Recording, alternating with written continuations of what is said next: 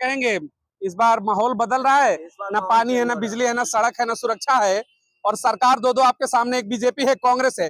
Congress BJP के पाले से निकल करके इस बार बीएसपी मायावती का समर्थन होगा। इस बार कांग्रेस और बीजेपी से निकल के मायावती के समर्थन हो रही है, और इसमें पूरे मुसलमान और दलित समाज के लगे हुए हैं, और जहाँ भी जा रहे हैं यही चर्चा चल रहे है। और केजरीवाल तो मतलब कि ये कहने की बात है, कुछ नहीं किए दिल्ली में, और ये जब कांग्रेस के हटाने के लिए भ्रष्टाचार से आए थे, और फिर दोनों ने चोर चोर मौसेरा भाव गठबंधन कर लिए। क्या बात है, सही बात कह रहा हूँ मैं। और बीजेपी के हटाने के लिए, बीजेपी के जिताने के लिए ही केजरीवाल आए थे, बीजेपी के जिता दिया, फिर लास्ट में ये कांग्रेस से गठबंधन कर रहे हैं। कांग्रेस कैसे इनसे गठबंधन कर लिया ये हमें नहीं समझ में आ रहा है, क्योंकि बीजेपी से गलत नीति केजरीवाल का है। हाँ, इस बार आपके बीच में तीसरे मोर्चे की भी सुगबुगाहट देश के अंदर चली है।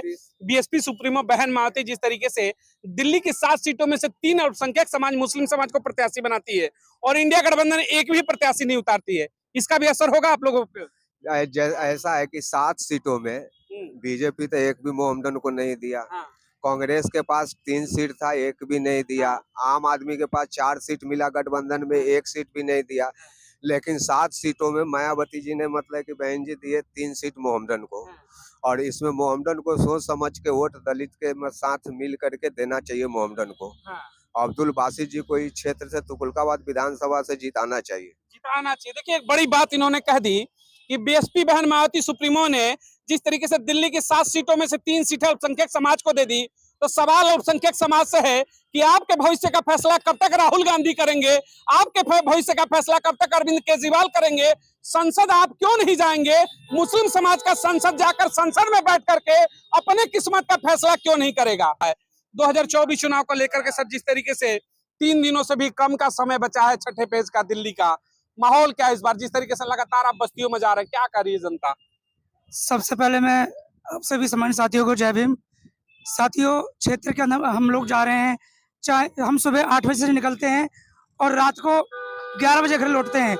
हम जिन लोगों के पास में जा रहे हैं, लोग जो हिताश हैं, जो लोग जो कैंडिडेट यहाँ पर हमारे बीच में आ रहे हैं, वो लोग जब वो पार्षद बने थे तब उन्होंने अपने क्षेत्र के अंदर अपना विकास नहीं किया, उन्हें हमने विधायक बनाया तब उन्होंने विकास नहीं किया। अपना जो विधायक का जो एरिया है, अब उनको हम जब लोकसभा में भेजेंगे तो लोकसभा का क्षेत्र तो बहुत बड़ा है, विकास तो हो ही नहीं रहा।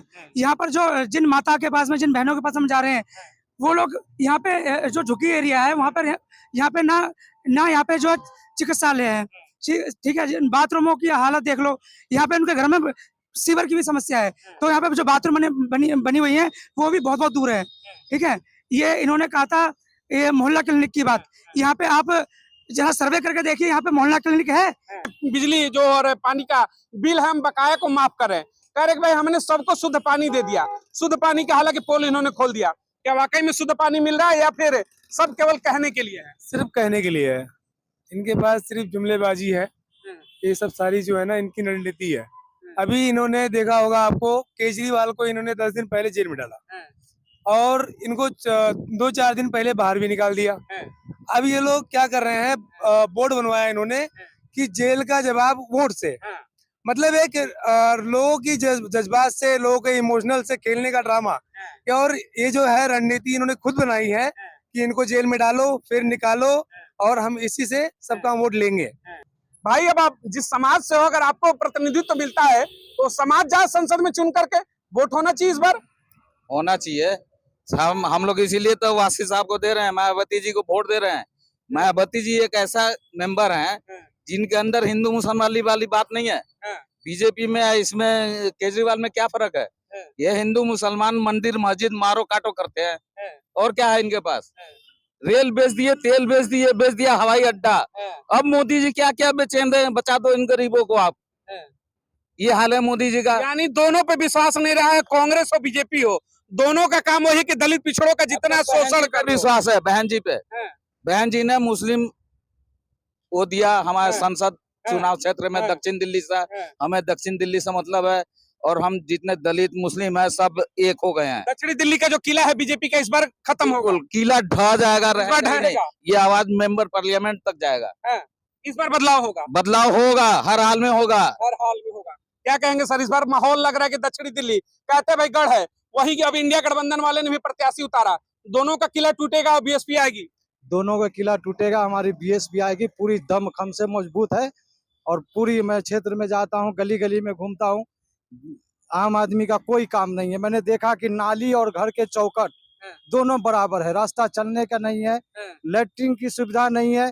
महिलाएं सबको कैंपों में, कई कैंपों में मैं गया हूँ, वहाँ महिलाएं सब 1-1 किलोमीटर शौच के लिए जाती है।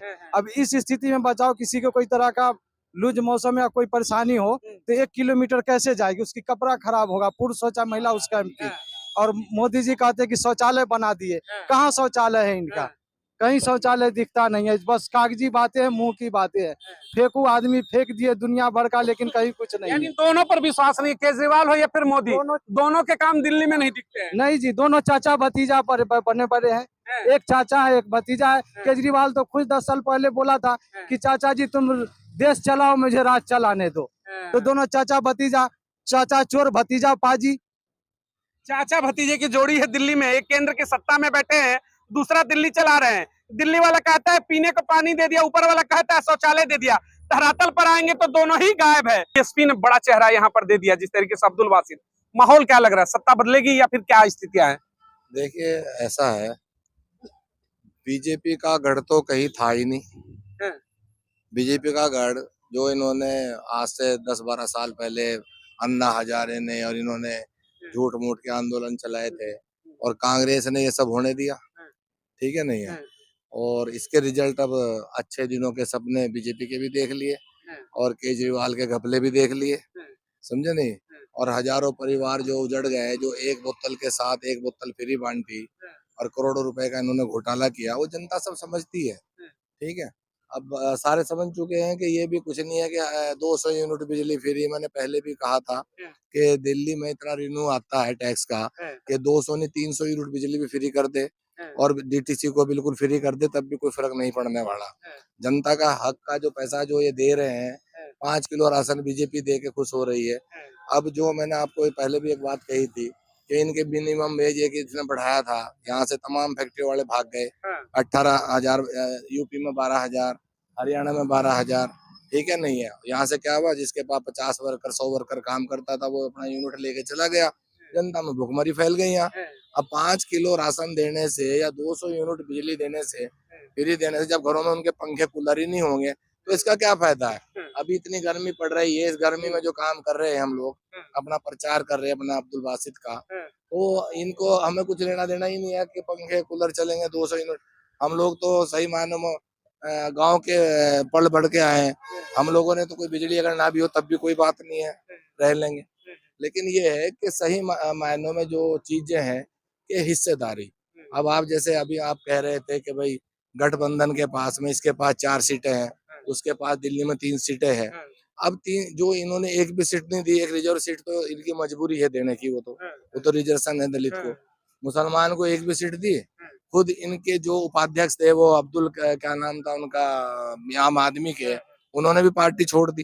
पार्टी आपको पता ही, बड़ी लंबी लाइन है इनकी दिल्ली दंगों से लेकर के, जो मुसलमानों के खिलाफ इन्होंने काम किए। कोरोना काल में उन्हें क्या नाम जमात वालों को जो है पिटवाया इन्होंने, कह के वो छुपे हुए हैं। उसके बाद सीए एनआरसी शाहीन बाग में कहा हमें 24 घंटे के लिए पुलिस दे दो, उनको मतलब वो कराया हम हटा देंगे। तो केजरीवाल जो है ये भी एक तरीके से मुस्लिम विरोधी, मतलब केजरीवाल कांग्रेस के उस पे चल रहा है। जैसे कांग्रेस ने हमेशा मुसलमानों का सर सहलाया और उनकी पीठ में छुरा दिया है, चाहे कितने भी बड़े दंगे हुए हों, वो सब आज भूले नहीं है लोग बाग। चाहे भागलपुर हो, चाहे मुरादाबाद गोली कांड हो, चाहे ईदगाह कांड हो, चाहे मेरठ का हो, चाहे कोई भी, मतलब मेरठ में जो कांड हुआ था बहुत बड़ा, जो नहर में मार मार डाल, किसी को इंसाफ नहीं मिला आज तक। रही बात ये, वैसे मैं तो देखो बीजेपी तो कहती है हम तो खुले दुश्मन है, मैं बीजेपी को दुश्मन नहीं मानता अपना, मैं नहीं मानता। खुला हुआ दुश्मन को हम कभी दुश्मन नहीं, छुपा हुआ दुश्मन हमारे लिए सबसे ज्यादा, यानी कांग्रेस छुपी हुई दुश्मन, सबसे बड़ी दुश्मन कांग्रेस है। मैंने पहले भी कहा था कि अगर कांग्रेस 10% 15% मुसलमानों को पुलिस में कंपलसरी कर देती तो आज ये दिन ना देखने होते, जगह जगह आदमी पिटते ना होते, इंसाफ होता, और जितने भी गलत काम करके नेता कुर्सियों को है ये सब जेलों में होते। पहली बात तो दंगे हो ही नहीं सकते थे, क्योंकि दंगे जब भी होते हैं जब इंसाफ नहीं होता, कोई भी आदमी कर लेता है। तो ये जनता जो है सब जान चुकी है। सवाल है सर, देश में जिस तरीके से एक परसेप्शन बनाया जाता है कि मुस्लिम वोटरों के ठेकेदारी की अगर बात होती है तो राहुल गांधी मंचों पे आ जाते हैं, कहते भाई हमारा वोट है, रिजर्व वोट है, ये करेंगे वो करेंगे। 65 साल सत्ता में रहे तो क्यों नहीं ऐसा कर दिया कि ये समाज आज के डेट में विश्वविद्यालयों में प्रोफेसर हो, डॉक्टर हो, इंजीनियर हो, आज भी जितने काम देखेंगे फल बेचने से लेकर तमाम चीजें आपने उस मजबूरी में ला कर रख दिया कि वो समाज शिक्षा में गया ही नहीं। सवाल होगा ही? इसका जवाब ये है कि जब तक मुसलमान बीजेपी से डरकर वोट करता रहेगा तो मुसलमान और दलित दोनों लोग कुछ नहीं कर सकते। दक्षिणी दिल्ली में 11.5 लाख वोट मुस्लिम और दलित का है। एकजुट होकर के मैं सबसे निवेदन करता हूँ, वोट कर दे, हमारा कैंडिडेट जरूर जीतेगा।